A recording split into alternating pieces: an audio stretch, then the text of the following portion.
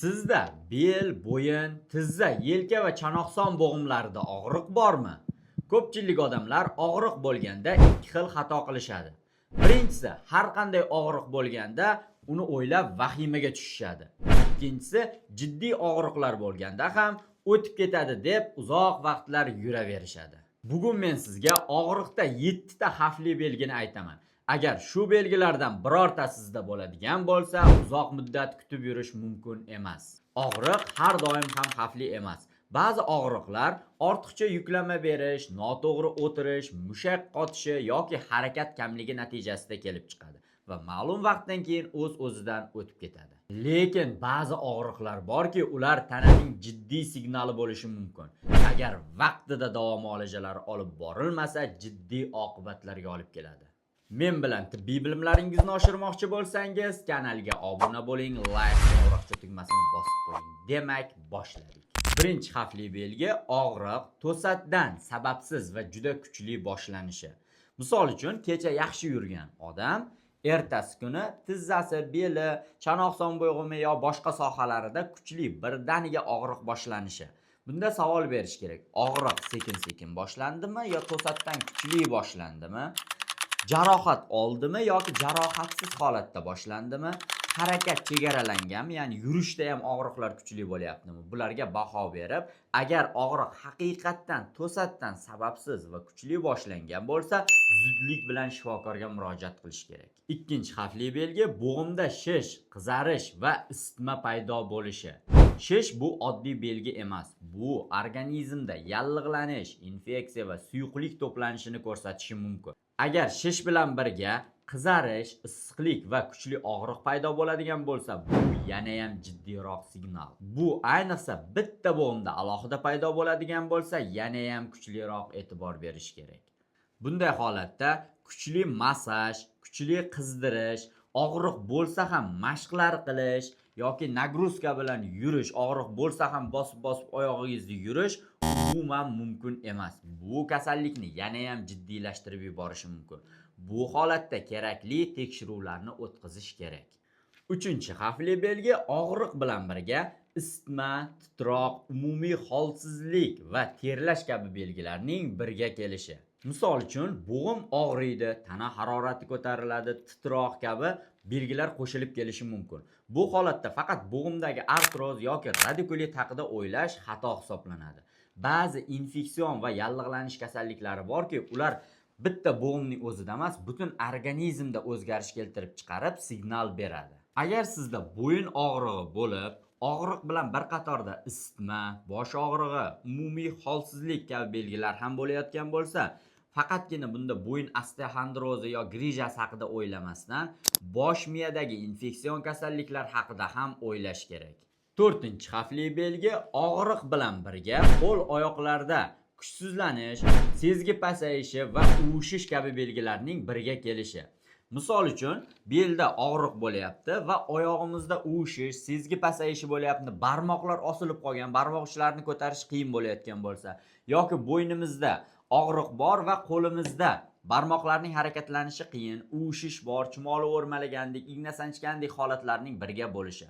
Bu holatda vaqtni ko'p o'tkazmaslik kerak bo'ladi. Bular jiddiy nerv qisilishining belgisi hisoblanadi. Agar o'shalar vaqtida ochib yuborilmasa, keyinchalik oyoq qo'llardagi o'sha uvishlarni, sezgi pasayishi, barmoqlarning osilib qolishini oldingi holatga olib kela olmasligimiz mumkin. Beshinchi xavfli belgi jarohatdan keyin og'riq va harakat chegaralanishi.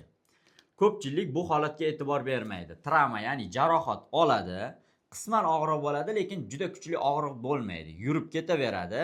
Keyingi kunlarda kun o'tgan sayin og'riq kuchayib ketaveradi. Shunaqa holatlar bo'lganki, jarohat olgan, og'riq sezilarli darajada bilinmagan o'sha vaqtda, 2-chi, 3-chi, 4-chi kunlar og'riq kuchayib ketgandan keyin borib rentgen MRTga tushadigan bo'lsa, o'sha joyda suyak sinib ketgan yoki o'sha joyda suyak darz ketgan holatlari uchragan. Og'riq sekin-sekin kuchayib borgan. Yana eng ko'p uchraydigan misollardan biri, bolalar futbol o'ynaydi yoki qanaqadir travma olib oyog'ini qayirib oladi. Og'riq boshida sezilmaydi, qisman og'riq bo'ladi. Yana o'ynaydi yoki uyiga boradi, yotadi. O'sha kuni yaxshi, ertasi kuni biroz shishib boshlaydi. keyingi kunlari 4-5 kunga borib endi o'tib ketadi deb yuraveradi. 4-5 kunga borib tizzada shish kuchayadi, bloklanish bo'lib tizza ishlamay qola boshlaydi. Bu holatda borib MRT ga tushiladigan bo'lsa, rentgenga tushadi, pay cho'zilgan sog'lom deb beradi boshida. Chunki rentgen tizza bo'g'imining o'rtasidagi Minsk pardasini, ya'ni Minsk tog'ayini ko'rsatmaydi. Faqatgina suyakni ko'rsatadi. Keyin shish paydo bo'lgandan keyin og'riq yo'qolib ketmay tizza blokka tushgandan keyin MRT ga tushadi. MRT da o'sha Minsk parda ko'rinadi va Minskda razriv diagnozi qo'yiladi. Minsk razrivni ham bez operatsiya, ya'ni operatsiyasiz to'liq davolasa bo'ladi. 6-xavfli belgi og'riq faqat harakatda, nagruzkada emas, tinch holatda ham bezovta qilishi. Bu nima degani? Ya'ni biz og'riq bo'lganda kasallikning boshlang'ich bosqichlari, yengil travmalarda og'riq harakat qilganimizda bo'ladi, kuchayadi, tinch holatda o'tirsak, yotsak hech qanaqa bezovta qilmaydi. Bu holatda nima deyishimiz mumkin? Harakatimizda nagruzka tushyapti, og'riq bo'lyapti, tinch holatimizda uxlaganimizda u tiklanadi, kechasi vastanovleniya bo'ladi. Agar bizda tinch holatimizda ham og'riq bo'ladigan bo'lsa, yurganimizda ham og'riq, yotganimizda ham og'riq, ayniqsa yelka og'riqlari kechasi kuchayib ketib uxlashga bermaydigan bo'lsa, tizza og'riqlari, bu kasallik ancha rivojlanganligidan dalolat beradi. Birinchi navbatda, ikkinchi navbatda bizda tiklanish jarayoni, ya'ni regeneratsiya bo'lmaydi. Plus tarafga, yaxshilanish tarafga bo'lmaydi. Faqat kun o'tgan sayin minusga kasallik kuchayib boraveradi. Sababi kunduzi ham og'riq, kechasi ham og'riq, ya'ni 24 soat kasallik faqat rivojlanyapti, tiklanish bo'lmayapti degani. 7-xavfli belgi og'riq 2 haftadan ortiq davom etsa yoki tez-tez qaytalansa.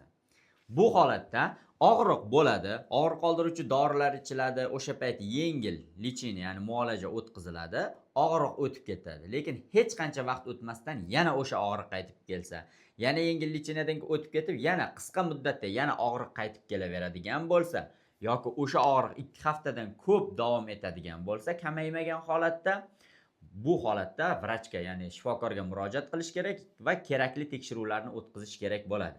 Kasallikning sababini topish kerak bo'ladi. Agar yengil kasallik bo'lsa, butunlay o'tib ketish kerak 2 haftagacha yoki sezilarli darajada kamayish kerak bo'ladi.